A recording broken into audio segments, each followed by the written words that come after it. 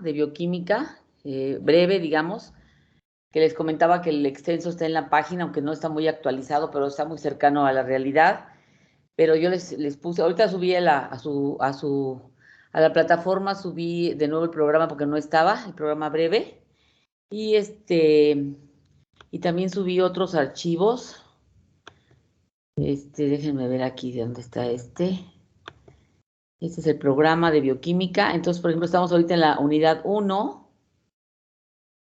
Entonces, ahorita estamos viendo bueno, en la primera presentación que tuvimos, vimos una presentación sobre los objetivos de la materia, los alcances. Entonces, esa también la subí ahorita, porque ya no estaba ahí. Entonces, ahí en esa presentación, bueno, esa es una primera parte. Vimos cuáles eran los orígenes de la bioquímica, que dijimos que, pues, que es la química orgánica, la fisicoquímica, y ya al final de cuentas va a dar lugar a la biología molecular. No es una disciplina interdisciplinaria que depende de varias de la microbiología, de la química orgánica, y que al final de cuentas la bioquímica pues apoya a la biología molecular, ¿no? Estábamos hablando de esa parte, que sus alcances, ese primer tema de sus alcances, estábamos comentando pues que la bioquímica trata de contestar varias preguntas: cómo se maneja la energía, cómo se metabolizan los nutrientes, cómo se lleva a cabo la síntesis, y de ahí que tiene alcances también en varias disciplinas, en la medicina, en la farmacia, en la biotecnología. O sea, todo lo que estudia tiene relación, se retroalimenta, ¿no? Tanto ella da como recibe de esas otras disciplinas, ¿no? Entonces, trata de contestar, por ejemplo, cómo crecen los animales, cómo envejecen, cuáles son los procesos metabólicos que llevan a cabo ahí, qué otra cosa vemos ahí, hasta inclusive cómo es la conducta, cómo es el aprendizaje. Ustedes van a encontrar por ahí en alguna ocasión que van a decir cuáles son las bases bioquímicas del aprendizaje, de la conducta, inclusive de los animales, por supuesto, ¿no? En un dado caso ya muy especial, pues también van a ver ustedes que hay alguna relación. Entonces, aunque ahorita en este caso concreto de ustedes, digamos, sería la zootecnia, sería el metabolismo de los alimentos, cómo es el crecimiento de los animales, pero también ya yendo un poquito más a profundidad, hay una rama que se llama la etología, que es la conducta de los animales, y también tiene bases bioquímicas esa parte, ¿no? Que aparentemente es como, pues no digamos psicológica, ¿verdad? Pero sí tiene algún comportamiento de los animales, tiene sus bases bioquímicas también. Entonces, inclusive le digo del aprendizaje en un momento dado, inclusive también de los animales, cómo aprenden, ¿no? Entonces, es parecido a lo que pasa con los humanos. Eso es más o menos los alcances de la bioquímica. Y ahorita, hoy en la clase vamos a ver lo que se refiere a las características de la materia viva y lo que se llama los axiomas de la lógica molecular. También creo que ya le subí la presentación, no me acuerdo bien, creo que ya la subí ahorita, sí, ya la subí, para que la tengan ahí, pero pues son puras diapositivas, ¿verdad? Lo importante es, como les comentaba, que lean los capítulos, tanto, bueno, yo les subí nada más el de Leninger 93 porque está en español, pero hay otro, de hecho, ese tema nada más prácticamente lo trata el Leninger. En el maquí que les di también viene una partecita que trata el tema, pero no es tan amplio como aquí en este libro. Lo viene tratando desde que surge la primera versión de Leninger. Tiene un capítulo que se llama Axiomas de la lógica molecular. De hecho, es el único libro que lo trata así como un capítulo, pero en el maquí también viene, pero un poquito nada más, ¿eh? No viene tan amplio. Y entonces, a lo mejor, por ejemplo, yo en la presentación tomé de la versión de la segunda edición, pero también tomé de la más viejita del 73. Por ejemplo, ahorita vamos a ver uno que se llama El principio de economía molecular. Ese viene en el 73, pero no viene en el otro más nuevo, pero ese axioma, pero yo lo puse porque me pareció interesante. Entonces vamos ahorita a platicar de esa parte, y ya la próxima semana empezaremos a ver los componentes de la célula, por lo que me gustaría que revisaran algún libro en internet, cuáles son los principales organelos, de qué están hechos, qué procesos bioquímicos se llevan ahí. Entonces, principalmente, pues nos interesa el citoplasma, la membrana plasmática, el complejo de Golgi, los lisosomas, como comentábamos ayer, la anterior clase, ¿qué otro nos interesa de organelos? Las vacuolas, los ribosomas, pues prácticamente todos los organelos que están, los mitocondrias, muy importantes, me olvidaban esas, que le den una repasadita a ver de qué se tratan, qué es lo que hace cada una para que la clase del próximo martes ya tengan algunos elementos, ¿no? De esa parte también viene en el libro, en el Maqui, me parece que viene, déjenme traer el libro, yo no me acuerdo si viene algo ahí, de ese tema.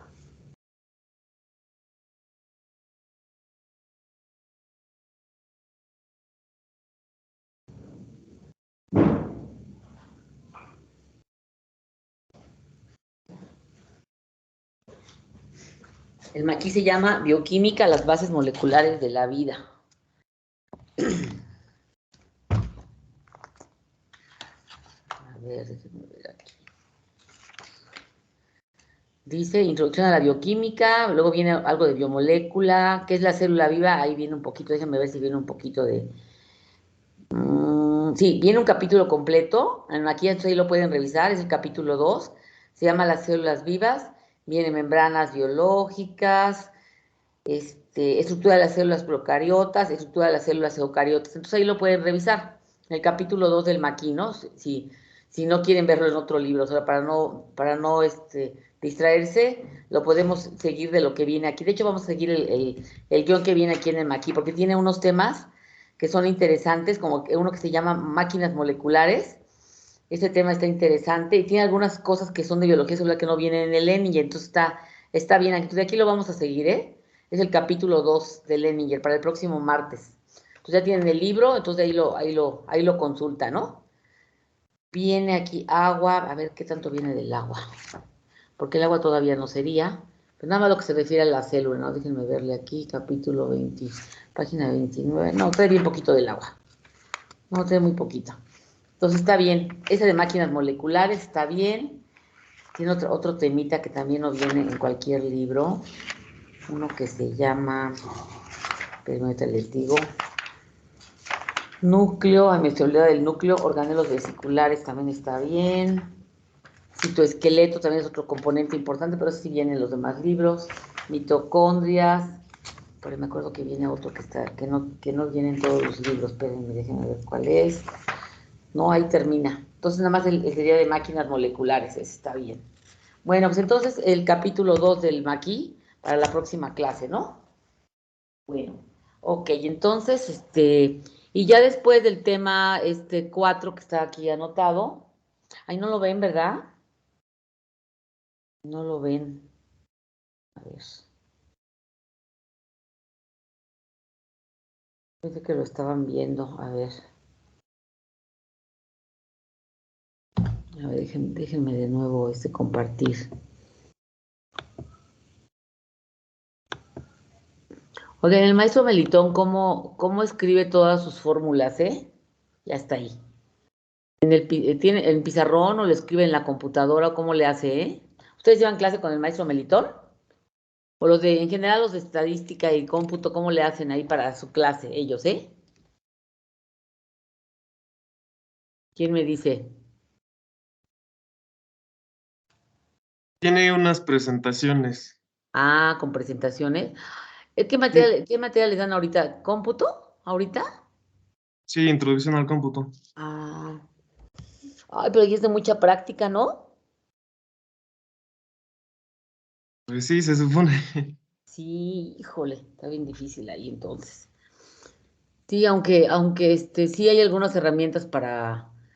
Yo tengo un compañero que da cómputo aquí en la prepa de Texcoco y me platica ahí cómo le hace, él da cómputo en la prepa, les digo, y cómo le hace para, no sé qué herramientas usa para decir, ellos abren su computadora y les digan quién sabe qué y hacen ciertas operaciones que les permite como hasta abrir la computadora, ¿eh?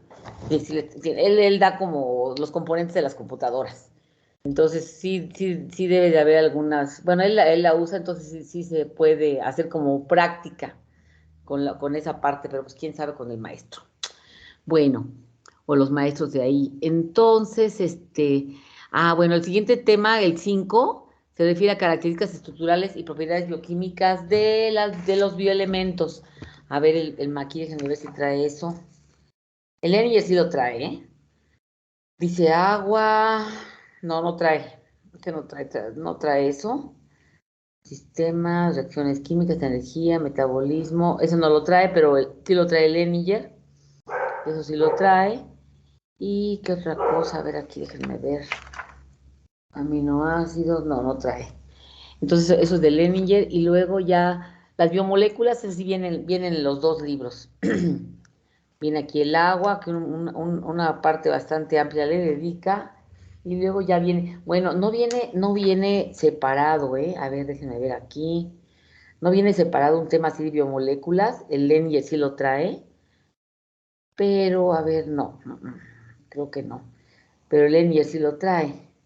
Viene una unidad, aminoácidos, carbohidratos, lípidos, ya vienen, no trae ningún repasito así de generalidades, pero en el Leninger sí viene. Entonces ahí nos vamos a ir complementando con los dos libros, ¿no? Sí, no, no trae.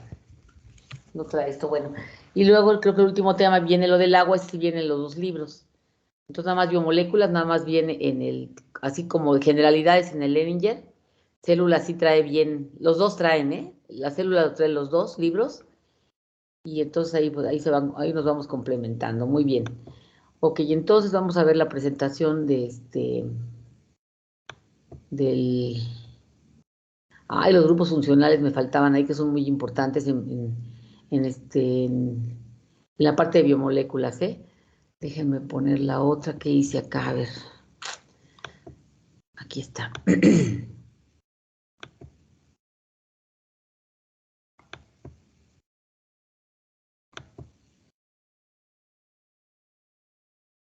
A ver, aquí está. Axiomas aquí. Ahí está. Bueno, entonces esa presentación ya se las puse ahí. Esta le digo básicamente la hice del Leninger porque el Maquis trae muy poquito. Entonces se llama Características de la materia viva y axiomas de la lógica molecular, se llama. Al final de la presentación viene como una autoevaluación que vamos a irla checando, ¿eh? Entonces, bueno, miren. Algo muy importante de llamar la atención es las diferencias precisamente de la materia viva en comparación con la materia inanimada, ¿no? Por ejemplo, ¿qué es lo que distingue a los seres vivos de la materia inanimada? Pues podríamos decir, a ver ustedes qué podrían decir, cuáles son algunas características que diferencian a una piedra que está ahí en la diapositiva de los seres vivos, ¿no? O de un tejido como está ahí arriba, que es una fibra muscular, esta que está acá. Déjenme poner mi selección, por ejemplo. Aquí tendremos una fibra muscular, una tinción.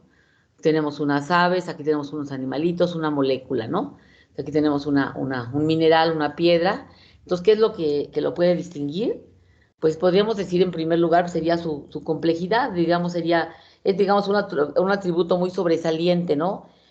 Digamos, podríamos decir que las piedras también son muy organizadas y complejas, sin embargo, la composición, por ejemplo, de una piedra o de un mineral es relativamente simple, relativamente, ¿verdad? Digamos, un cristal de cloruro de sodio o de un mineral, pues su composición no es tan... En un organismo puede haber miles de proteínas diferentes. En una bacteria, por ejemplo, Escherichia coli, ¿no? Unas 3.000 proteínas diferentes, por ejemplo, y ya no digamos de otras moléculas de peso molecular pequeño, ¿no? Sin embargo, en un cristal, en una piedra, pues la composición, aunque están muy organizados y ordenados, no se compara en cuanto al número de moléculas que están en un ser vivo, ¿no? Entonces hay una complejidad y organización. También en las piedras también hay mucha organización. Sin embargo, en el caso de los seres vivos, por la gran cantidad de componentes, pues sí, la organización es todavía más delicada, ¿no? Más complicada.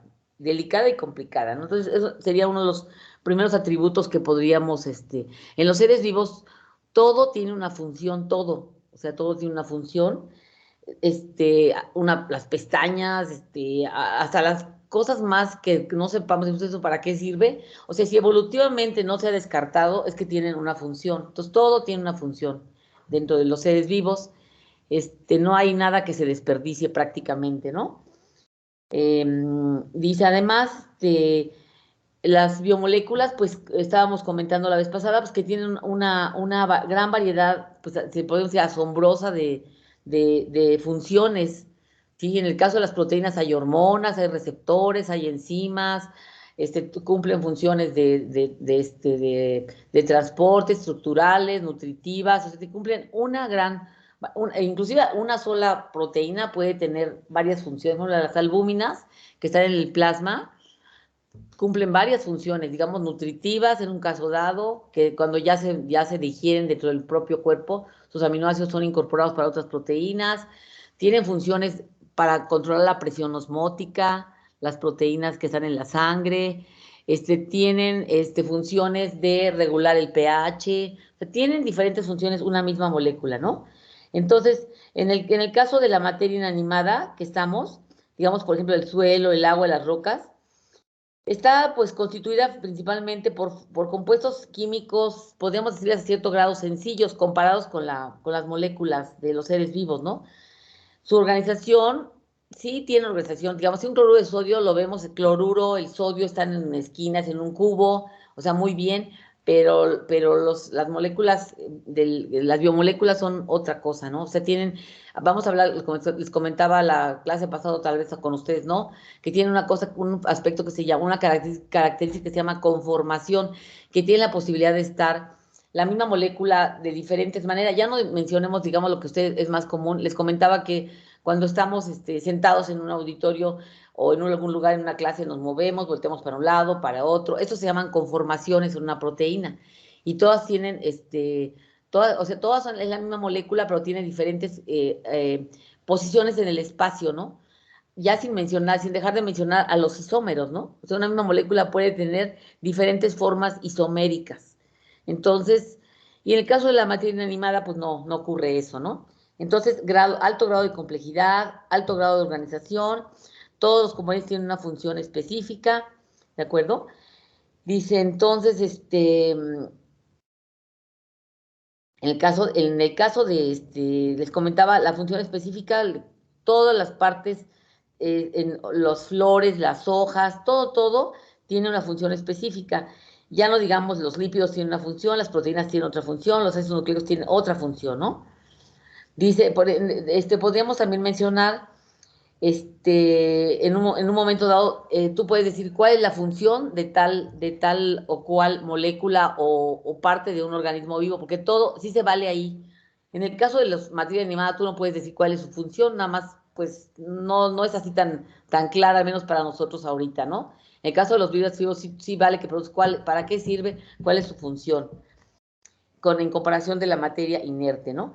Y otra característica muy importante, es la capacidad que tienen los seres vivos de extraer la energía del medio ambiente y modificarla, ¿no? Eso sí, definitivamente.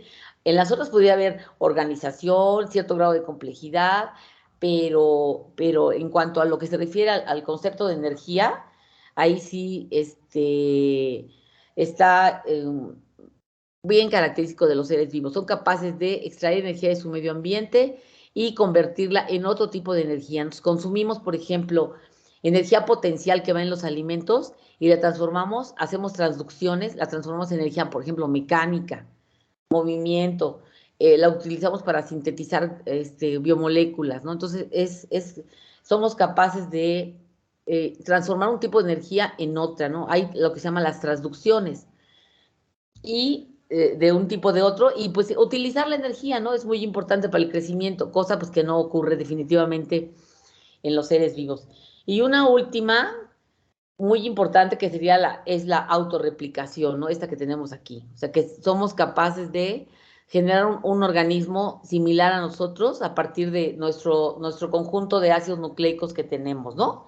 Entonces, estas serían principalmente las características. Aquí menciona otra que es el autoensamble también, que es muy importante que no hay en la materia inerte, que podemos incorporar no solamente moléculas del mismo tipo como proteínas, para formar proteínas fibrosas, por ejemplo, pero podemos inclusive, o por ejemplo en el caso del músculo, participan varias proteínas para formar el tejido, diferentes proteínas diferentes, ¿no? Actina, miosina, por ejemplo, ATPasa. Además de eso, tenemos la posibilidad de incorporar diferentes tipos de biomoléculas, una con respecto a la otra, y formar arreglos macromoleculares, ¿no? Como son las membranas, los ribosomas y todos los organelos al final de cuentas, ¿no?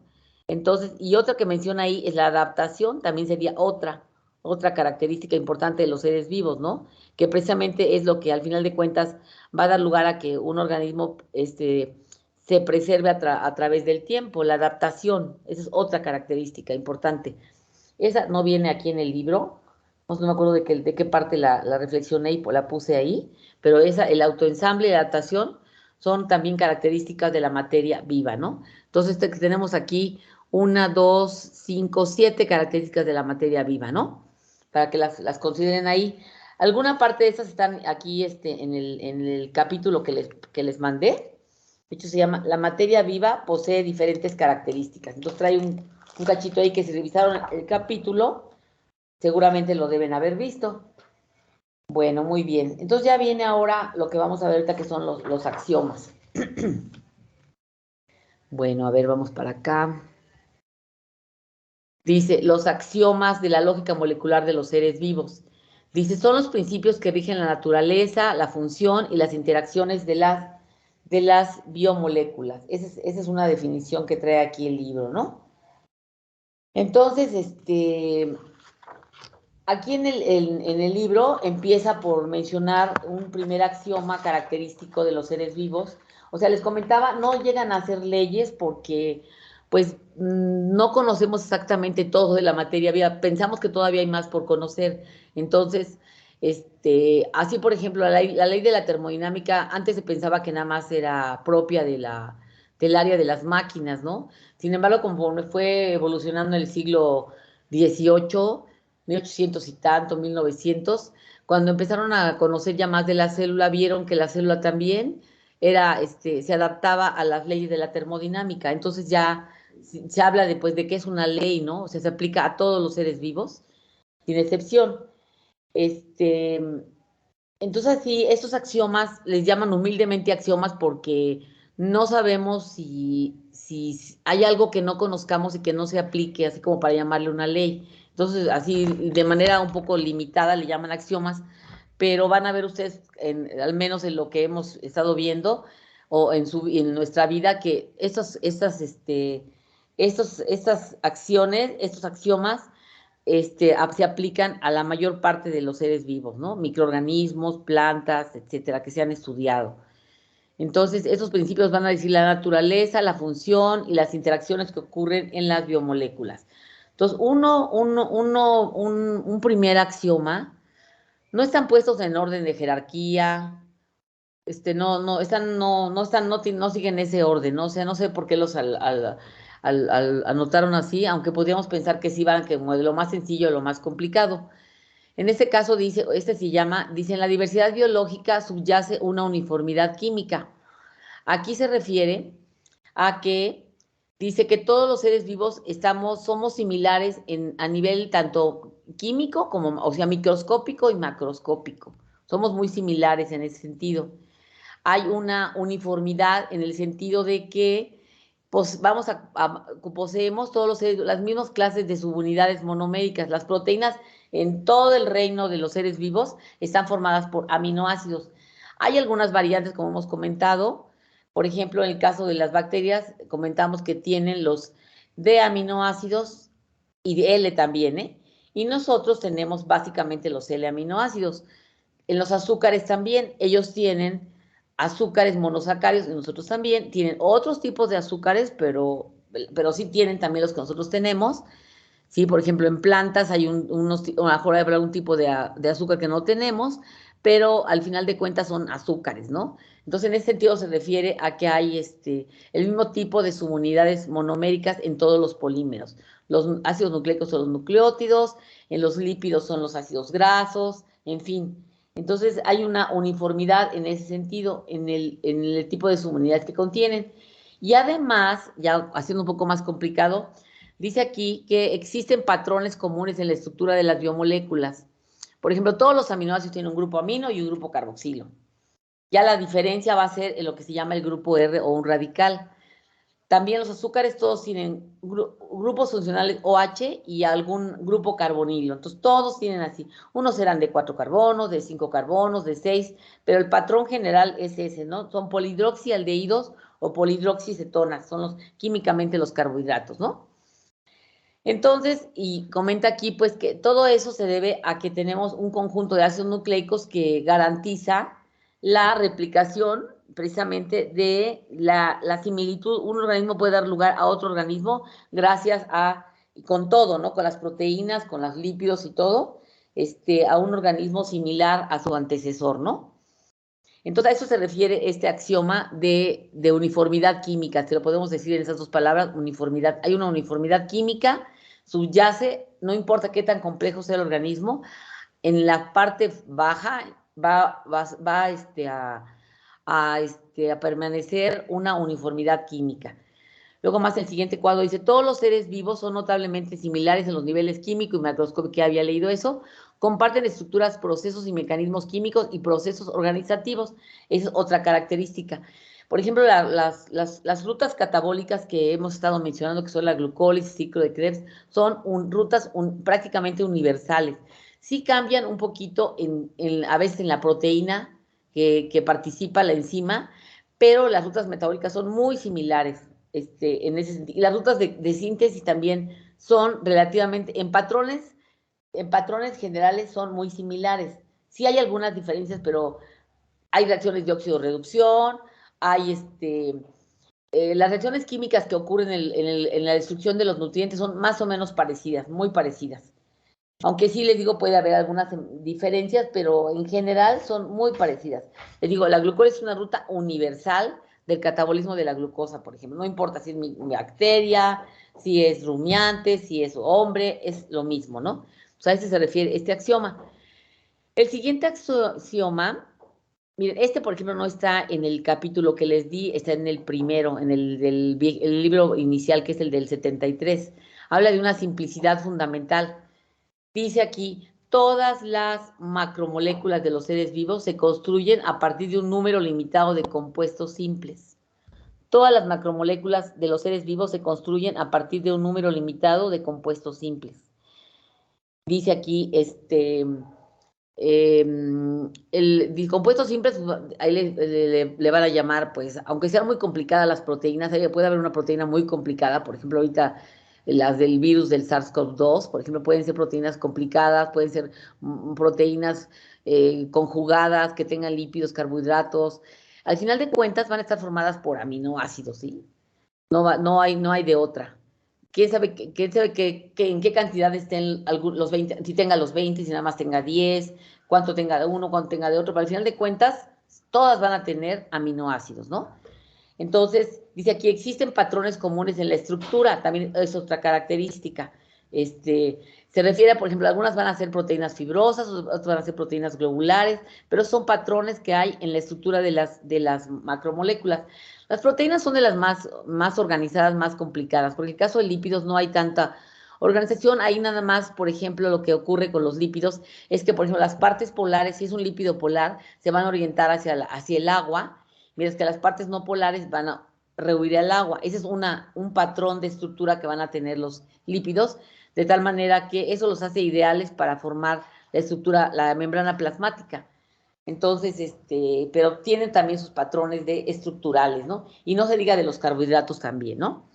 Entonces, las biomoléculas están constituidas por moléculas simples, las proteínas están de aminoácidos, los polisacaros de azúcares, los ácidos nucleicos de nucleótidos, ¿y cuál me falta? Los lípidos de ácidos nucleicos, ¿no?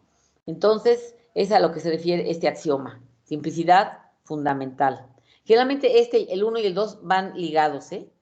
Entonces, el 1 es, hay una uniformidad química, todos estamos formados por el mismo tipo de subunidades, ¿no? Y aquí menciona otro que esas subunidades son moléculas relativamente simples. Acá, que les mencionaba no viene en este capítulo que les di, pero sí viene en el Ehringer inicial del 73.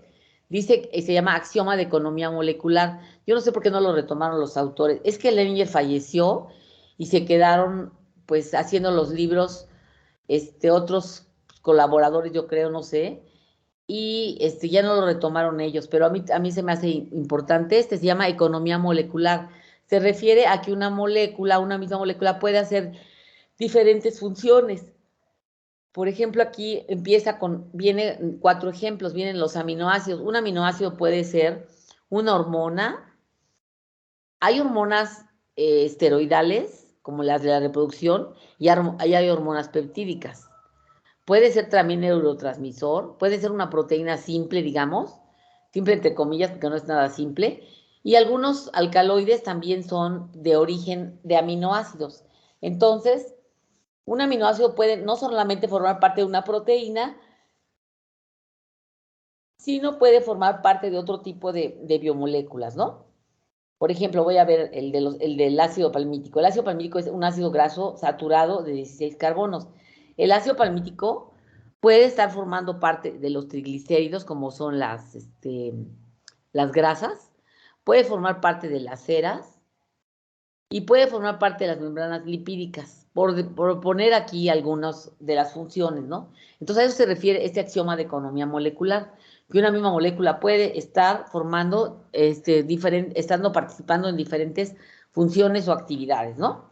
Entonces el axioma 3, creo que son 8, ¿eh? Este otro, que es el más amplio, que se refiere a todo lo de la transformación de la energía o energía. Este se refiere, como dice ahí, los seres vivos crean y mantienen su orden esencial a expensas de transformar la energía. Transformar quiere decir que es una transducción, como les comentaba. Consumimos energía potencial en los alimentos y la transformamos en otro tipo de energía. Puede ser energía mecánica, como puede ser el movimiento de movernos, pero también puede ser movimiento celular, que un ion que está en el extracelular lo pasemos al inter. Eso es también un trabajo mecánico, ¿no? Entonces, toda la energía del alimento puede ser utilizada para hacer transducciones energéticas. Dice entonces, a expensas de transformar la energía y materia del entorno, al que transforman haciéndolo cada vez más desordenado y caótico, como dice la segunda ley de la termodinámica. Entonces, consumimos moléculas muy ordenadas, como pueden ser las proteínas del alimento, y las vamos a convertir en un momento dado en muchos aminoácidos, ¿verdad? Pero esos aminoácidos van a ser de nuevo retomados para formar una proteína ya propia de nuestra especie. Y entonces, en un momento dado, aumenta la entropía, en un momento dado. Pero después hay otra etapa donde esos aminoácidos por ejemplo, una molécula de proteína es una molécula, pero a la hora en que se hidroliza produce muchas moléculas de aminoácidos, ¿no? Entonces hay un aumento de entropía, es un desorden. Y después va a haber otra etapa donde esos aminoácidos, donde ahí se dice que contravenimos a la segunda ley de la termodinámica, que dice que cualquier proceso siempre va en aumento.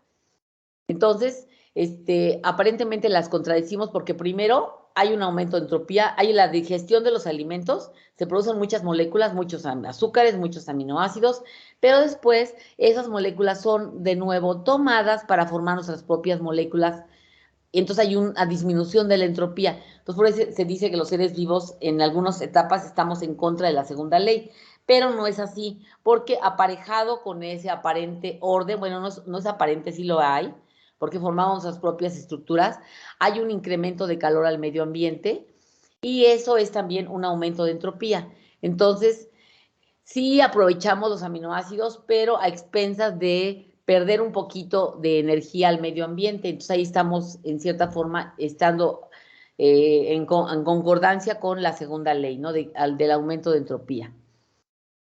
Luego aquí dice, las reacciones exergónicas se acoplan con procesos endergónicos. Entonces, por ejemplo, todo el catabolismo, toda la destrucción de nutrientes son procesos exergónicos, o sea, van a liberar energía, son oxidaciones.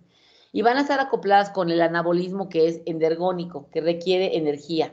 Entonces, la energía de la destrucción de los alimentos se convierte, al final de cuentas, se va a ser utilizada para hacer procesos sintéticos. Todos los procesos sintéticos van a requerir energía, son endergónicos, se puede decir, ¿no? Y en todo eso van a participar precisamente las enzimas, ¿no? Que son las que van a ayudar a ir guiando a la energía que viene de los alimentos, irla guiando hacia la síntesis de nuestras propias biomoléculas. Ahora vamos a ver qué dice acá abajo. Dice, energía potencial se va a convertir, que es energía química, se va a convertir en energía química en el sentido de que esa energía potencial de los alimentos se va a convertir en energía potencial de nosotros ya, o de los animales, ya propia de nosotros en nuestras propias moléculas. Y también en energía mecánica, ¿no? Energía mecánica, aquí energía química puede ser la síntesis, aquí trabajo celular, les comentaba, para crear lo que son los gradientes osmóticos. Un gradiente osmótico se refiere a, hay una diferencia de concentración. Por ejemplo, en el exterior está alto el sodio y adentro está bajo el sodio. Eso es un gradiente osmótico. Eso es un gradiente normal dentro del cuerpo. Afuera está alto el sodio y abajo, adentro, afuera está alto y adentro está bajo el sodio, pero el potasio es al revés. Entonces, eso hace que aparentemente, si tenemos gradientes de manera individual, eso se logra solamente con gasto de energía, porque lo normal que sería que el sodio esté igual adentro que afuera. Entonces, para mantener ese gradiente que es necesario para muchas funciones, entonces eso implica un gasto de energía, mantener un gradiente, que es lo normal, ¿eh? El potasio, por ejemplo, está alto adentro y bajito afuera. Ese gradiente implica que hay que gastar energía para mantenerlo así, porque ese es lo normal. Lo anormal sería que estuvieran iguales. Por ejemplo, son 114 adentro y como 40, digo afuera, 114 del sodio y adentro como 40. Entonces, si estuvieran igualados 80 y 80, por decir, eso no estaría bien. Lo normal es que haya un gradiente. Entonces, ese gradiente se mantiene a expensas de energía. Porque lo normal es que si hay diferencia de concentraciones, fluyan y se mantenga un nivel igual adentro que afuera, ¿no? Pero ese gradiente se mantiene gracias a un gasto energético. No es así de gratis. Luego aquí dice, en la fotosíntesis la energía luminosa es convertida en energía química. Esa es una transducción. La energía luminosa es convertida en energía química. La energía del sol es convertida en almidón, hagamos de cuenta, ¿no? Glucosa, almidón, celulosa, en carbohidratos. Entonces hay una transducción. Hay una transducción, que es lo que estábamos comentando, que pueden hacer los seres vivos, ¿no? Hay una transformación de la energía, la transforman de un tipo en otra, que es la que le convenga a ese, en este caso las plantas, toman la luz del sol y forman su almidón, ¿no? Muy bien, a ver aquí el dibujito que dice. Dice, el CO2 es consumido por las plantas a través de la fotosíntesis, se producen compuestos reducidos, intermediarios, y al final se va a convertir en almidón, ¿eh? Y eso entra, ya los alimentos ya formados como el almidón, van a la respiración celular, y la respiración va a producir el CO2 y ATP, aquí no está marcado, pero esta respiración va a dar lugar al CO2 y al adenosín trifosfato, ¿verdad? Va a ser la combustión de los alimentos. Pero hay una primera etapa donde se forman, que es la fotosíntesis con la luz, el CO2, se va formando el almidón al final de cuentas aquí, y luego ya es utilizado como un nutrimento, ¿no? A ver, ¿qué más sigue acá? Bueno, entonces, este axioma, el 4, va a ser de los más larguitos, ¿eh? Bueno, aquí tenemos la oportunidad de ver del adenosín trifosfato, que les decía que es un nucleótido. Un nucleótido tiene fosfato, un azúcar, esa es una pentosa, es la ribosa, y una base nitrogenada.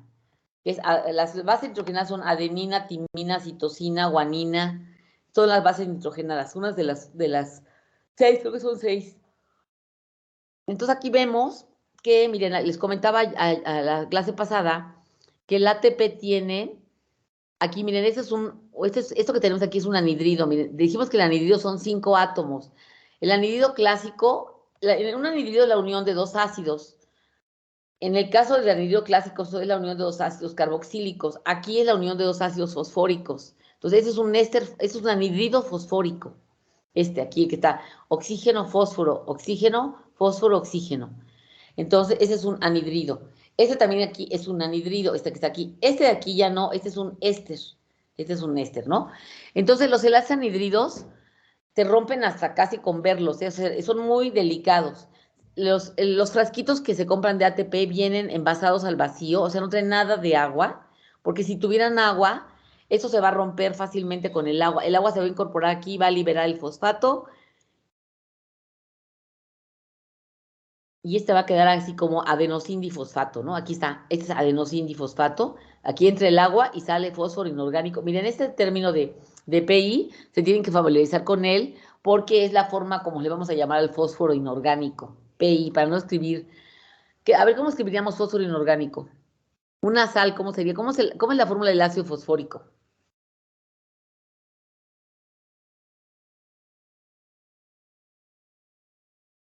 ¿No se la sabe? Ácido fosfórico. Ácido sulfúrico, ¿cómo es? Ácido sulfúrico. HS. ¿H qué? ¿S? S. HS. Por ahí va. Quería ver aquí, déjenme si lo puedo, no lo voy a poner. H2SO4. H2SO4, no puedo escribir aquí. H2SO. Y el ácido fosfórico es H3PO4. H3PO4. Entonces, déjenme escribir algo acá. Híjole, me salí. Espérenme, aquí vamos a ponerle aquí. Déjenme poner una hoja. Aquí le vamos a poner una hoja. ¿Dónde están? ¿Dónde están? No. Espérenme. Estamos en esta, ¿eh? Una diapositiva, ya ni me acuerdo. Ya. Hace rato, mire que ya se me andaba olvidando cómo poner una diapositiva. Aquí vamos a poner esta. A ver, vamos a poner esta. Entonces aquí vamos a ponerle. El ácido fosfórico sería H3PO4. Entonces, es el ácido fosfórico, que es el que compone al ATP. Entonces, lo que yo estoy poniendo aquí en la diapositiva, que es PI, que es fósforo inorgánico, una forma de ponerlo sería, por ejemplo, una sal. Bueno, el ácido fosfórico, sus componentes, por ejemplo, si se disocia, me daría H2PO4. PO4. Ese sería una sal más H más. Sería una disociación del ácido fosfórico. Tendríamos que poner una carga negativa aquí. Una carga negativa. A ver si me queda bien aquí con esto, aunque me va a quedar aquí abajo. Sería ambos son derivados del ácido fosfórico, pero ese sería una sal, sería un fosfato diácido, por ejemplo, fosfato diácido. Este sería un fósforo inorgánico, ese sería un fósforo inorgánico.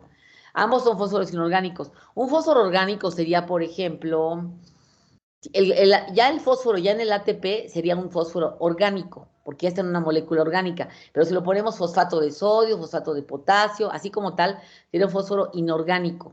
Entonces, por ejemplo, podría estar como con sodio, por ejemplo, fosfato de sodio, y ya quedaría neutralizado. Es un fósforo inorgánico.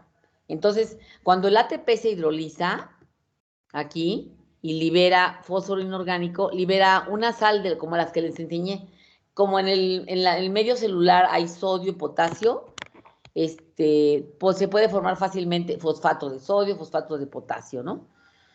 Entonces, es a lo que sirve. Entonces, la forma de abreviar, en lugar de poner toda la fórmula que estaba poniendo ahí, ponemos, en lugar de poner así todo el H2PO4, ion sodio, en lugar de ponerlo, se pone PI, es una forma de ponerlo de manera abreviada, ¿no? Entonces, les digo para que se familiaricen con él porque lo vamos a estar viendo con frecuencia. Entonces aquí lo que quería mencionar es, primero quería revisar la estructura del ATP para que la tengan ya presente, que se vayan familiarizando con ella, porque la vamos a estar viendo con frecuencia. La parte importante del ATP son los enlaces fosfato, ¿eh? Estos que están aquí son solamente como contenedores, al final de cuentas, del fósforo inorgánico, es el importante, ¿no? Entonces, dice, el ATP es el portador universal de energía metabólica y es el nexo de unión entre el catabolismo y el anabolismo. El catabolismo produce el ATP y el anabolismo lo utiliza. Luego, es la molécula de intercambio energético celular. Le vuelvo a repetir, la célula no paga su energía que necesita. Por ejemplo, ¿dónde necesitamos energía? en los procesos sintéticos. No va a pagar su energía necesaria para sintetizar una molécula ni con carbohidratos ni con lípidos. La paga con ATP. Claro que el ATP proviene del catabolismo de esas moléculas, ¿verdad? Si no hubiera catabolismo de lípidos y de carbohidratos, no habría ATP, pero el ATP es la molécula que la célula utiliza, no directamente la grasa y los carbohidratos. Entonces, esa es la molécula de intercambio energético celular, como dice aquí en la diapositiva. ¿Qué más viene por aquí? Dice, cualquier interconvención energética sigue las leyes de la termodinámica. O sea, ¿qué dice la primera ley? ¿Qué dice la primera ley de la termodinámica? A ver si se acuerdan.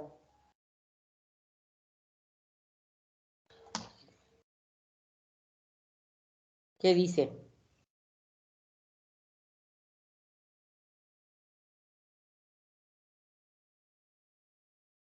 ¿No se acuerdan?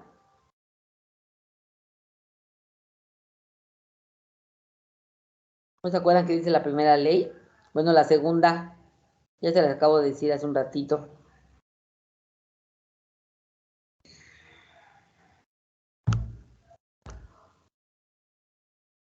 ¿No se acuerdan qué dice la primera? La primera ley dice que la energía no se crea ni se qué? ¿Qué más dice?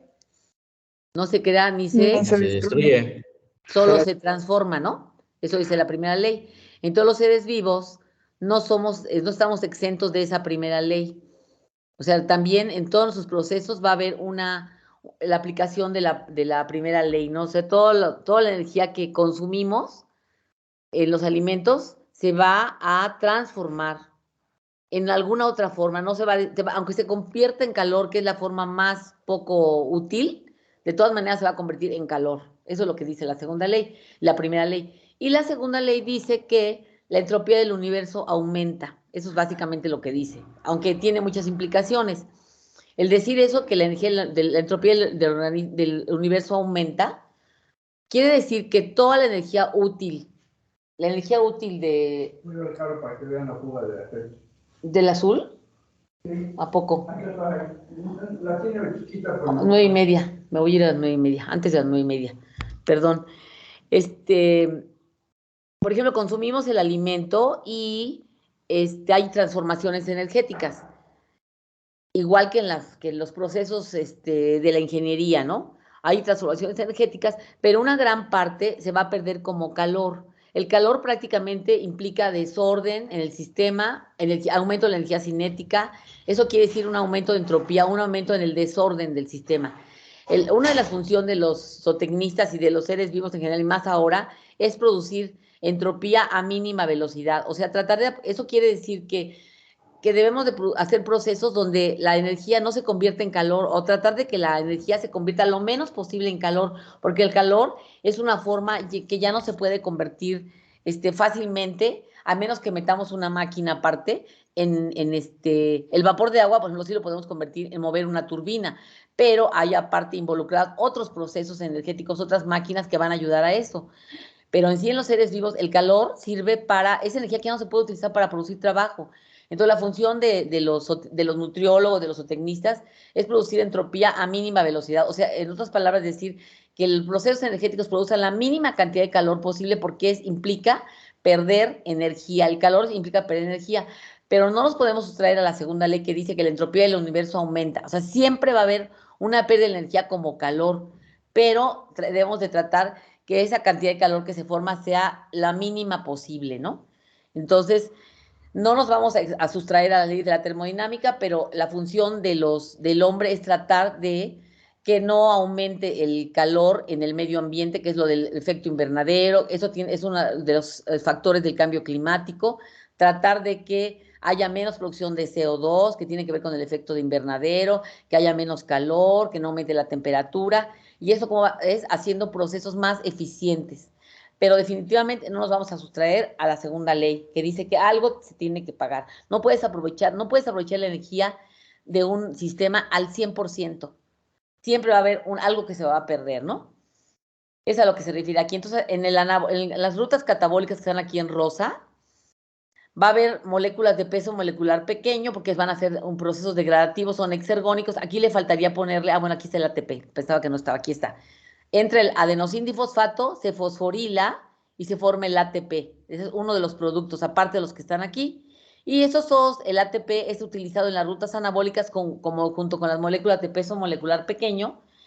Aquí dice, por ejemplo, productos simples, precursores, se refiere a los aminoácidos, a los azúcares, y van a ser utilizados para... Nosotros no podemos utilizar el CO2 así directamente, a las plantas sí, ¿no? El amoníaco tampoco, directamente no, pero sí utilizamos aminoácidos, azúcares, lípidos para nuestros procesos anabólicos o moléculas que no son directamente aminoácidos, pero sí algunos intermediarios que no son CO2, o sea, de un peso molecular más alto, por ejemplo, la urea en un momento dado, diferentes tipos de ácidos, los podemos utilizar para formar nuestras moléculas ya complejas, como está aquí, y otro tipo de trabajo osmótico, trabajo mecánico y otros tipos de trabajo celular. Pero es a partir del catabolismo ensamblado con el anabolismo. Pero en ese inter va a haber pérdida de calor, que no está puesta aquí, pero va a haber una pérdida de energía, no toda la energía que va en el catabolismo se va a utilizar en el anabolismo, porque no nos podemos sustraer a las leyes de la termodinámica. Ok, dice aquí, la transducción y conservación de la energía en las células vivas depende del flujo de electrones en las reacciones redox. O sea, la conservación de la energía en un momento dado, o sea, en forma de moléculas ya sintetizadas, va a depender precisamente de los procesos de óxido-reducción que ocurren en el catabolismo. Muy bien. Dice aquí, esta es también otra parte, estamos con el axioma de la energía, creo que es bastante amplio, Dice, la célula es una máquina química isotérmica, o sea, trabajamos a temperatura constante, ¿verdad? Constante y relativamente baja, digamos 37 grados, ¿no? Aunque hay algunos organismos que trabajan a temperaturas más altas, por la generalidad, la temperatura óptima para todos los seres vivos es más o menos alrededor de 36, 37 grados, ¿no? Dice, todas las transformaciones que realiza la célula, transformaciones energéticas, química en mecánica, trabajo osmótico, trabajo mecánico, se realizan a temperatura constante. Eso se refiere que es isotérmica, ¿no? Correcto. Dice, transformaciones energéticas, química en mecánica. Puede haber un incremento, por ejemplo, cuando hay la contracción nuclear, puede haber un incremento de temperatura, pero inmediatamente es neutralizado hasta volverlo la temperatura normal, ¿no? Tenemos capacidad para regular el pH, para regular las concentraciones osmóticas, también tenemos capacidad para eso, y tenemos también para regular la temperatura, ¿no? Muy bien, ahora sí ya vamos a pasar al axioma número 5, que se llama de regulación metabólica.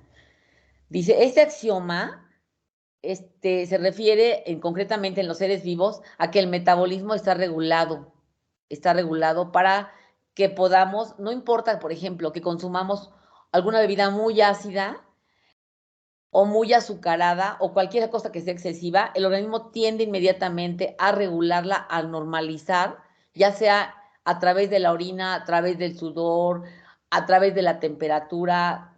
Trata de mover su sistema de manera que el organismo vuelva de nuevo a estar en un equilibrio funcional, ¿verdad? Entonces, echando mano de todos los sistemas que tiene para regular, les digo, temperatura, concentraciones, todo eso es posible que lo pueda hacer la célula, ¿no? Entonces dice, por ejemplo, aquí dice, fíjense aquí, es otro aspecto en cuanto a la concentración, dice ya me pasé para acá, ¿verdad? Dice, la composición molecular de los seres vivos refleja un estado estacionario dinámico. Miren, por ejemplo, aquí en este ejemplo que tenemos aquí, dice aquí, tenemos los aminoácidos que van a dar lugar a la hemoglobina, hay una síntesis, hay una constante aquí que se llama R1, ¿no? Después, en un momento dado, de hecho los eritrocitos tienen una vida media de 120 días aproximadamente, más o menos, dependiendo del organismo, más o menos es 120 días. O sea, cada 120 días estamos cambiando los eritrocitos nuevos. Entonces, claro que durante el día tenemos nuevos, menos nuevos, viejos, súper nuevos, hay de todo, ¿no? Pero los viejos se van renovando y van entrando nuevos. Entonces, esa hemoglobina se va a degradar en un momento dado y va a dar lugar a los aminoácidos, al final de cuentas, que son los productos ya de la destrucción de la hemoglobina.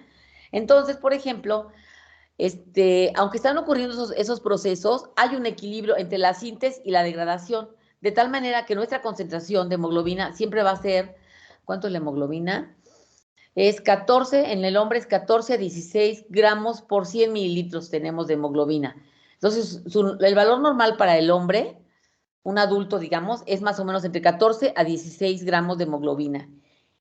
Es lo normal. O sea, pueden ir un día, pueden ir otro día a hacerle su prueba y les debe de salir ese valor. La podemos medir en la mañana, en la noche, digamos, en condiciones de ayuno, en la mañana y en la noche nos debe de dar el mismo valor. Aunque la hemoglobina no se requiere condiciones de ayuno para hacer la prueba, me parece, ¿eh? Esa no. Pero, por ejemplo, la glucosa sí. La glucosa sí se requiere en condiciones de ayuno para hacer la prueba. Pero también, en las mismas condiciones, al siguiente día, al tercer día, la cantidad de glucosa va a ser la misma, entre 80 y 110. Esto se debe a que las velocidades de síntesis son iguales a las velocidades de degradación, de tal manera que la concentración de, en este caso, de hemoglobina se mantiene constante, ¿no? Lo podemos decir, el hecho de que ahorita, por ejemplo, tenemos unas moléculas de hemoglobina y mañana no van a ser las mismas moléculas de hemoglobina. El tercer día tampoco van a ser las mismas, pero la cantidad sí va a ser la misma. Hay un recambio, eso se llama un estado estacionario dinámico. Estacionario en el sentido que tenemos la misma cantidad, pero no son las mismas moléculas las que están. Esa es una característica de los seres vivos, estado estacionario dinámico. En inglés le llaman, aquí no está escrito, steady state, le llaman, lo van a ver, luego lo usan hasta en español ese término, que se llama estado estacionario dinámico. Estacionario en el sentido que tenemos la misma cantidad, pero no es las mismas moléculas, ¿de acuerdo? Entonces, hay una regulación metabólica. Entonces, en un momento dado, si la cantidad de una molécula es demasiado grande, entran las enzimas o se inhiben rutas para que ya no se produzca más. O si hace falta que está bajando la concentración, entran las rutas metabólicas para producir más, de manera que la concentración siempre se va a mantener constante. Este estado implica que las concentraciones de nuestras biomoléculas se mantienen constantes en el tiempo, pero no con las mismas moléculas, sino que cambian continuamente. Entonces, a eso se refiere lo de la regulación. Hay una regulación muy estricta en condiciones normales, ¿verdad?, de salud, de manera que siempre vamos a tener nuestras concentraciones de nuestros metabolitos constantes, siempre en la misma cantidad, ¿no?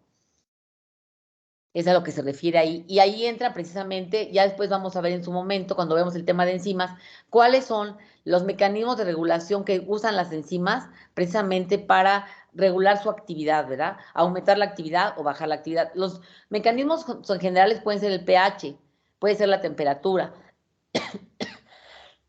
pero vamos a ver que hay mecanismos particulares para alguna enzima de cómo se regula, ¿eh? Vamos a ver más adelante. A ver qué horas tenemos. Son las 8:40, a ver, vamos a terminar. A ver aquí, este es un mecanismo de regulación, uno de los generales que vamos a ver, pero hay otros, ¿eh? Este se llama retroalimentación negativa, miren aquí, se llama retroalimentación negativa. Este se refiere, aquí es un ejemplo. Tenemos que la treonina va a dar lugar a la isoleucina, que es un aminoácido, va a dar lugar a otro aminoácido. Estos aminoácidos, por ejemplo, estos dos, precisamente porque se pueden sintetizar dentro del cuerpo, no son esenciales porque los podemos sintetizar. Los que no podemos sintetizar son los que tenemos que consumir en la dieta. Pero estos, algunos de ellos, 10 al menos, los podemos formar dentro del cuerpo. Entonces, por ejemplo, aquí, el utiliza ese ejemplo, pero pudieran ser otros. Dice, por ejemplo, cuando hay una gran cantidad de F, que es isoleucina, son un paso, 2, 3, 4, 5 pasos para llegar a isoleucina. Entonces, cuando hay mucha isoleucina, la misma isoleucina inhibe a la enzima 1. En cada flechita hay una enzima 1, enzima 2, enzima 3, 4, 5, ¿no? Cuando hay mucha isoleucina, la isoleucina misma actúa como un inhibidor de la primera enzima. Y entonces con eso la ruta de síntesis de isoleucina se detiene, porque está inhibida la primera enzima, ¿de acuerdo? Eso se llama retroalimentación negativa. Que cuando la síntesis de isoleucina alcanza niveles óptimos, la misma isoleucina detiene su síntesis al inhibir a la primera enzima de la vía. Entonces, el papel de las enzimas es muy importante, como dice en la parte de arriba, porque van a promover secuencias de reacciones químicas y las van a autorregular. Entonces va a haber eso va a dar la posibilidad de un autoajuste, ¿no? Es un autoajuste. No, a veces puede ser de fuera, ¿eh?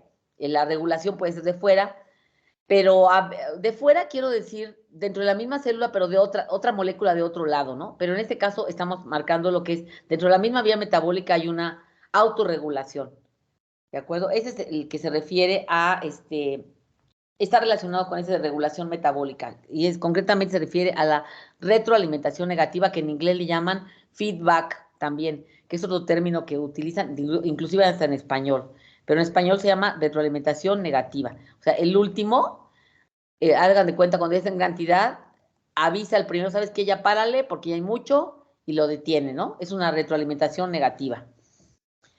Otro axioma, el número 6, se refiere a que se llama continuidad genética. Ahí me faltó unas comillas. Continuidad genética. Si la identidad de cada una de las especies de organismos está preservada por la posesión de un conjunto distintivo de ácidos nucleicos y proteínas. O sea, un gen va a dar lugar a una proteína. Ese ya les puede ser un poco más familiar, pues deben visto seguramente en biología. Entonces, ese es otro axioma, ¿no? Que los ácidos nucleicos van a garantizar que al final de cuentas las especies estén preservadas a lo largo de la evolución, ¿no? Ese es otro axioma. Dice aquí, mira, aquí viene un ejemplo interesante que me pareció interesante. Por ejemplo, dice, la continuidad genética reside en las moléculas de DNA y pone un ejemplo. Dice aquí abajo para explicar esto. Dice, por ejemplo, miren, este es un códice. Un códice. Dice aquí, por ejemplo, se inscrito en el año 700 antes de Cristo, tiene 20,000 caracteres y pesa 50 kilos. O sea, en comparación con el DNA de Escherichia coli, que tiene 10 millones de nucleótidos, o sea, caracteres son, y pesa menos de 10 a la menos 10 gramos, ¿no? Entonces, la información en los seres vivos está súper comprimida, compactada. Claro, una molécula de DNA la pueden estirar, o sea, dicen que puede de aquí a la luna una molécula de DNA, es una molécula los ribosomas, el material genético está súper comprimido, súper apretado, pero pues como es una molécula, pues pesa muy poquito, pero en su estructura tiene la información de todo el organismo del que está formando parte, ¿no? A diferencia de la comparación de un códice de este tipo, que pues sí tiene mucha información, pero pues no se compara con la que puede haber en este caso de un DNA de un ser vivo, en este caso de una bacteria, que es una molécula muy chiquita. Entonces dice, los símbolos en los que se haya codificada la información genética en el DNA tienen dimensiones submoleculares. Aquí, a ver, dice, también está un poco relacionado con el anterior, dice, la secuencia lineal de DNA codifica proteínas con estructuras tridimensionales. En otras palabras, la información unidimensional en el ADN es transformada en información tridimensional. Bueno, eso se refiere a que lineal en el sentido que el ADN es una molécula, pues digamos, fibrosa, pero al final de cuentas es como un lacito, ¿no?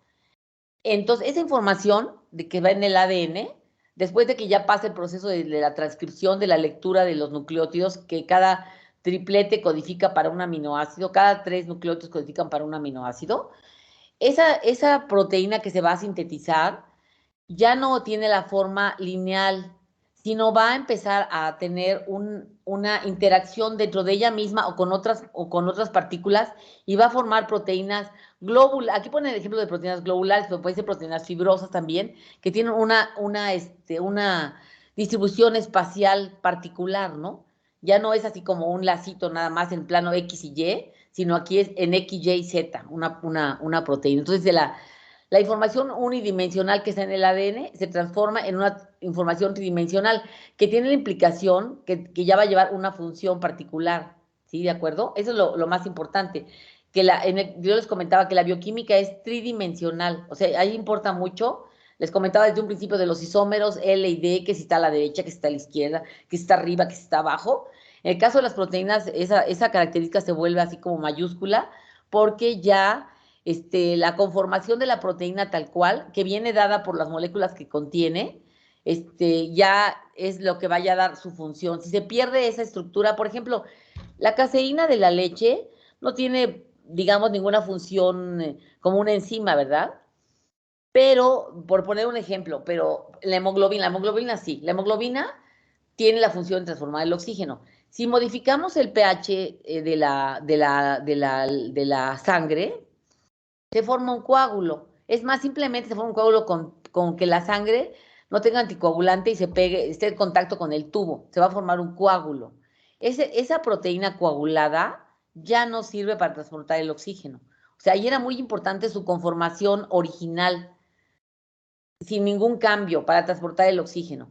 Cuando ya hay una precipitación, se forma un coágulo, ya no puede funcionar la hemoglobina, ¿no? Entonces, eso un poco parece ejemplificar en el sentido de que la proteína globular, o sea, el ADN es una información lineal, pero cuando ya se transforma en una proteína que tiene ya los aminoácidos polares adentro, los aminoácidos no polares afuera, que tal grupo está orientado para acá, esa es una proteína ya funcional, ¿no? Entonces es muy importante esa parte, la conformación de las proteínas, que viene dada por la información lineal, nucleótido 1, nucleótido 2, nucleótido 3, va a dar este aminoácido, el nucleótido 4, 5, 6 va a dar lugar a otro aminoácido, y así cada 3 nucleótidos van a dar lugar a un aminoácido.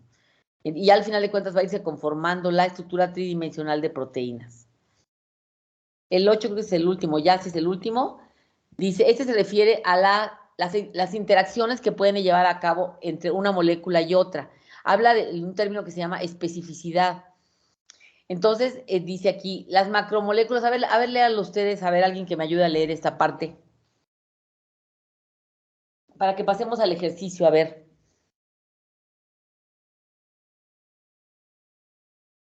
¿Allí están o ya no están? ¿Le ayudo, profe? Sí, por favor. ¿Quién eres? Lisbeth. Muy bien, Lisbeth. Adelante, gracias.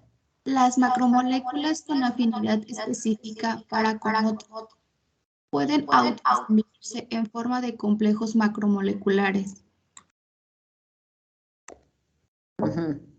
Adelante, adelante.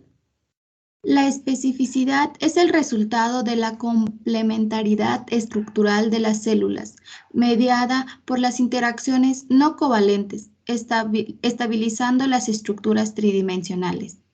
Existe una complementariedad química en las interacciones entre biomoléculas, ejemplo ADN, histonas, antígeno, anticuerpo, hormona, receptor, enzima, sustrato.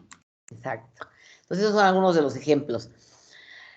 No sé cuál les sea a ustedes más familiar. Por ejemplo, no sé cuál podría ser ahí. Por ejemplo, bueno, aquí viene ejemplificado. Miren, por ejemplo, el ADN, esta figurita que viene aquí, está ejemplificado como un tubito azul ahí, pero el ADN está protegido. El ADN, digamos que es de las moléculas, fíjense cómo es la situación. El ADN es de las moléculas más importantes que la célula cuida. Entonces, evolutivamente, para que no esté en contacto con enzimas que lo puedan hidrolizar, porque es el material genético, la célula evolutivamente protege al ADN, lo rodea, lo envuelve prácticamente en proteínas que se llaman histonas. Esas proteínas son básicas para que se puedan pegar con el ADN, que es ácido, es un ácido nucleico, se llaman. Entonces, hay una interacción ácido-base ahí. Aquí, este axioma habla de la especificidad de las interacciones. Esa especificidad es como de vida, o sea, prácticamente, porque es bien importante conservar el ADN. Entonces, hay una especificidad, en este caso, digamos, sencilla, porque casi todas son del tipo así, ácido-base. Básicamente son del tipo ácido-base, ¿eh? Entonces, por ejemplo, las proteínas que rodean al ADN se llaman histonas. Esas proteínas son básicas, tienen un alto contenido de aminoácidos básicos, como arginina, lisina, histidina, ese tipo de aminoácidos. Entonces, el ADN está protegido con las histonas. En cuanto las histonas de alguna manera se pierden, el ADN ya no funciona, ya se lo van a comer las nucleasas que están ahí como tiburones en la célula, ¿no? Aquí otra, por ejemplo, esta es como una cadena de mioglobina. Por lo del fierro podemos decir que es una cadena de mioglobina, una sola cadena que requiere para su funcionalidad un átomo de fierro. Entonces, fíjense, por ejemplo, aquí está ejemplificado la forma como está. Déjenme poner mi señalador. Fíjense aquí cómo está abierta la molécula, está como extendida. A la hora en que el fierro se pega, se forma como un cierre, miren aquí, para que no salga el fierro, por ejemplo acá. Aquí está simplificado, pero el fierro en realidad está pegado, está interaccionando con varios aminoácidos ahí, una interacción química. Aquí, por ejemplo, no es física, no es ácido-base, sino es una interacción química de tipo óxido-reducción. Por ejemplo, hay una interacción del fierro con varios residuos de los aminoácidos de la proteína. Hay una interacción química. Esta no debe ser hemoglobina, porque aquí tiene, no, sí, este es mi láser, perdón. Sí, esta debe ser la mioglobina. Entonces, es otro tipo de interacción, pero ese tipo no se puede meter aluminio, cobre o otro elemento, es el fierro tiene especificidad por los aminoácidos que están en la mioglobina, no cualquier elemento. Pues en las células están todos los bioelementos, pero ese es el que cabe ahí.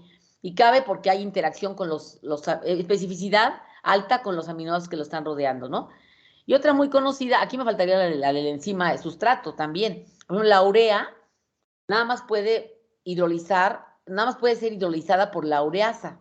Hay una especificidad, o sea, en el sitio activo de la ureasa solo cabe la urea. Cualquier otra molécula que puede entrar, en un momento de entrar, pero no cabe exactamente y es eliminada, no puede ser hidrolizada, por decirles algún ejemplo así sencillo, ¿no? El agua oxigenada, por ejemplo. Por ejemplo, cuando nos ponemos a agua oxigenada en una herida, vemos que se pueden formar burbujas. ¿Qué es lo que hace el agua oxigenada? Al llegar a la oxigenada, ahí hay una enzima que descompone el agua oxigenada. Es una enzima específica para descomponer el agua oxigenada y se forma el oxígeno.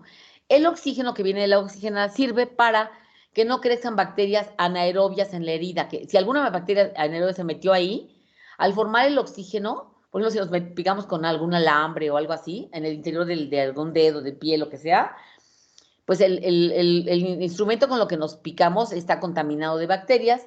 Entonces, una manera de desinfectar es poner agua oxigenada y la sangre tiene una peroxidasa que destruye al agua oxigenada.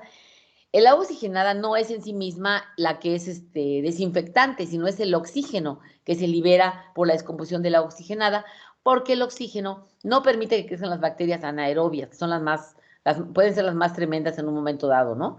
Entonces hay una interacción específica entre el agua oxigenada y la peroxidasa. Porque ese ejemplo no viene aquí. El otro último que es el antígeno anticuerpo. Esa es otra unión de tipo específico muy importante, ¿no? Pues para que haya la unión de un antígeno con su anticuerpo y sea neutralizado, por ejemplo, ahorita con las infecciones del virus SARS-CoV-2, con la vacuna, ¿qué nos está pasando? Nos están metiendo una parte del virus, depende de qué tipo de vacuna, pero puede ser el ARN, puede ser el ADN, puede ser el virus completo. Eso va a crear la formación de anticuerpos, perdón, el antígeno sería el virus, y nos vamos a formar los anticuerpos. Entonces, específicos para ese antígeno. Entonces se van a unir y se va a neutralizar. El anticuerpo va a neutralizar al antígeno, ¿no? Entonces es una unión de ese tipo. Bueno, muy bien. Entonces aquí, la célula es un sistema de moléculas a temperatura constante, autocontenido, autoensamblado, autoajustado, autorreplicado, que extrae energía y materias primas de sus alrededores. Usa esta energía para mantenerse a sí misma en un estado de equilibrio estacionario dinámico. Entonces, ese es un resumen que trae el ENIE de lo que es la célula, ¿no? Desde el punto de vista bioquímico. Entonces, vamos a hacer este ejercicio que viene por aquí. Bueno, aquí viene el resumen de todos los axiomas. Vienen agrupados ahí. Y vamos a ver esta autoevaluación. A ver, vamos a ver. Miren, se trata de que yo escogí algunos ejemplos de situaciones donde sin saberlo, pues están involucrados algunos de los axiomas o principios que rigen la naturaleza de las interacciones con las biomoléculas. Entonces, la idea de esto se trata de que vayamos identificando qué axioma de los 8, o puede ser 1 o 2, que estén involucrados en estas situaciones. Por ejemplo, miren, la 1 dice, los edulcorantes se usan en nutrición animal. Por ejemplo, cuando transportan, por ejemplo, a unos animalitos de donde están viviendo muy felices y se los llevan a otro lado para el rastro, pues bajan de peso. Entonces, en algunas etapas los tienen, o lugares los tienen unos 3 días para que se recuperen su peso y puedan venderlos un poco más caros. Entonces, pueden poner cloruro de sodio a la dieta, además de darles de comer, ¿verdad? Pero para hacer el alimento mejor más palatable le ponen edulcorantes, o sea, endulzantes, al aspartame, por ejemplo, ¿no? Que es más barato y que tiene un poder endulzante muy grande comparado con el azúcar. Entonces, les conviene con poquito, ya se endulza todo, ¿no? Entonces, ¿cuál es el axioma que estaría involucrado ahí, en esa acción que hace el hombre? ¿Cuál estaría ahí? Uso de edulcorantes en nutrición animal. El 1, el 2, el de simplicidad, ¿cuál es el otro? Uniformidad química, el de especificidad de las interacciones. ¿Cuál estará ahí involucrado?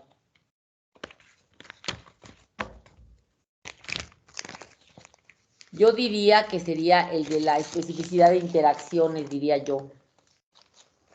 ¿Por qué? porque va a haber una interacción entre las moléculas que están en las papilas gustativas de los animales con esa molécula para que pueda ser incorporada, probada, saboreada, pues. O sea, va a haber alguna interacción entre el edulcorante y las papilas gustativas, con las moléculas que están en las papilas gustativas, y entonces va a haber una detección de que hay esa sustancia ahí, ¿no? Yo opino que ese sería ahí, la especificidad de las interacciones. A ver, en el B, uso de insulinas de diferentes orígenes para el tratamiento de la diabetes. O sea, lo ideal sería que los diabéticos, no todos los diabéticos usan insulina, pero algunos les recomiendan o les prescriben usar insulina, y lo ideal sería que fuera insulina humana, que pudiera hacer que haya. Pero no es tan frecuente. Se utiliza insulina ya sea sintetizada biotecnológicamente, o sea, en el laboratorio, o de animales. Las que más se parecen son del cerdo, la del cerdo. No me acuerdo qué otros animalitos se parecen. Extraen el páncreas de los cerdos y purifican la insulina y esa pues se ocupa. A ver, ¿con qué derecho usan la insulina del cerdo para un hombre? ¿Qué axioma tenemos ahí?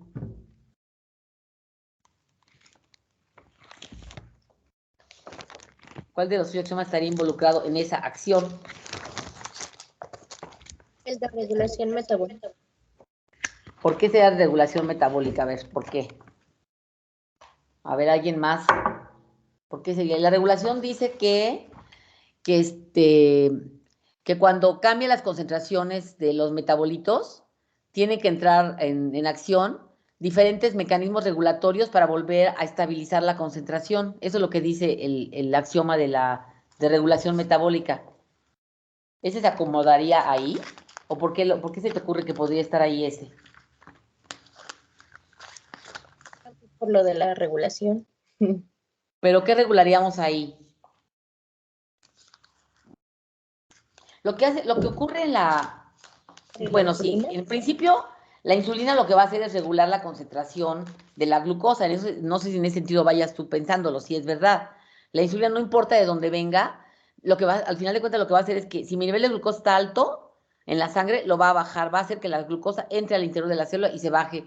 Si andamos en 300 de glucosa, lo va a bajar a 100 o 150, que lo normal es 100, ¿verdad? Pero digamos, lo va a bajar. En ese sentido, sí va a haber una regulación, pero ¿por qué uso esa? ¿Por qué uso esa? ¿Por qué puedo usar? No me acuerdo cuál es la otra.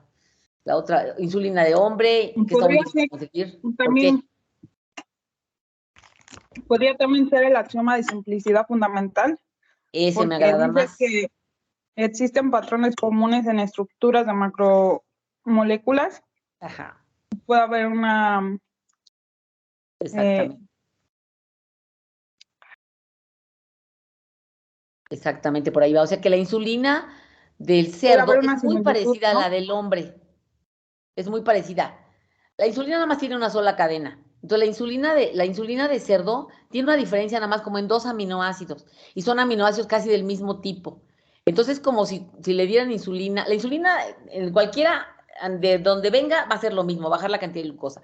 Pero no puedo darle una insulina que sea muy diferente, aunque tenga la función muy diferente a la del hombre. Debe ser la que se parezca más. Entonces, ese sería pueden ser cualquiera de los dos, tanto la simplicidad como la uniformidad molecular. Podrían ser esos dos ahí en esa actividad de utilizar insulina para el caso de diabetes. A ver, vamos a ver otro. A ver, déjenme ver. A ver, el está bien fácil, a ver. Los nucleótidos fosforilados pueden funcionar como fuentes de energía libre, o sea, como ATP, o como monómeros pueden ser como monómeros de ácidos nucleicos. En los ácidos nucleicos no está el ATP, es el AMP, adenosín monofosfato.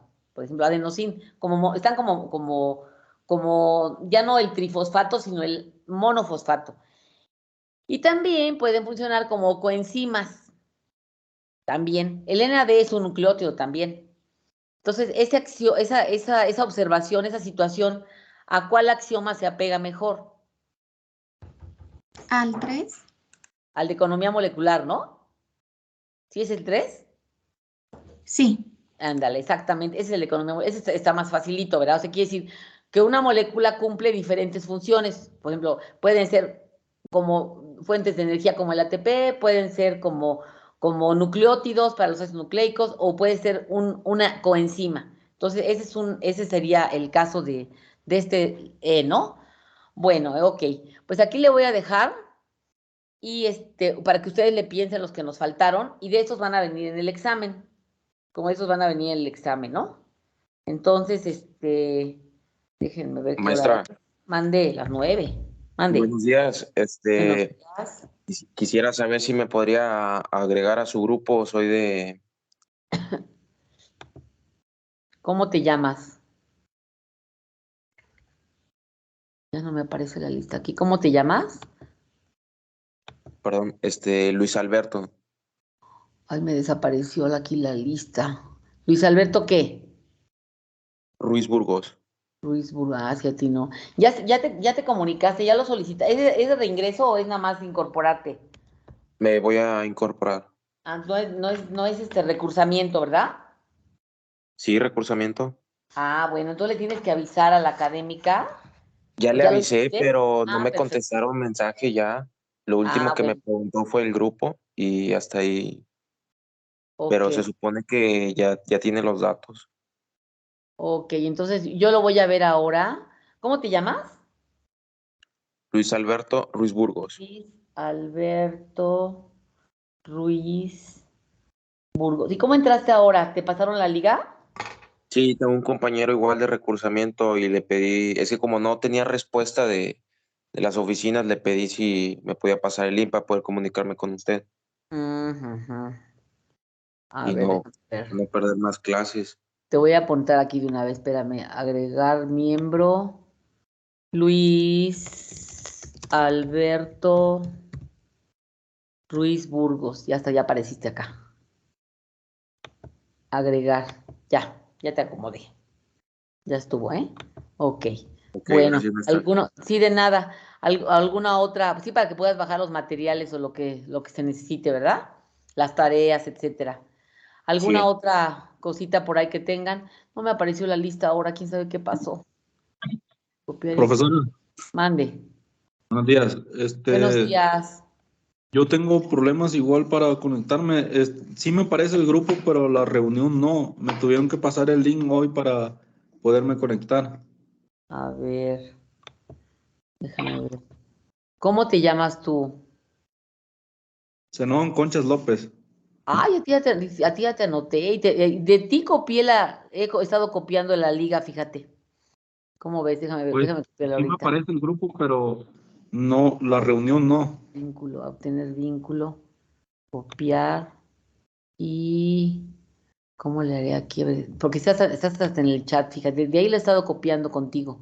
Zenón Conchas Pérez, mira aquí. Lo voy a volver a poner aquí. Control B, ya está.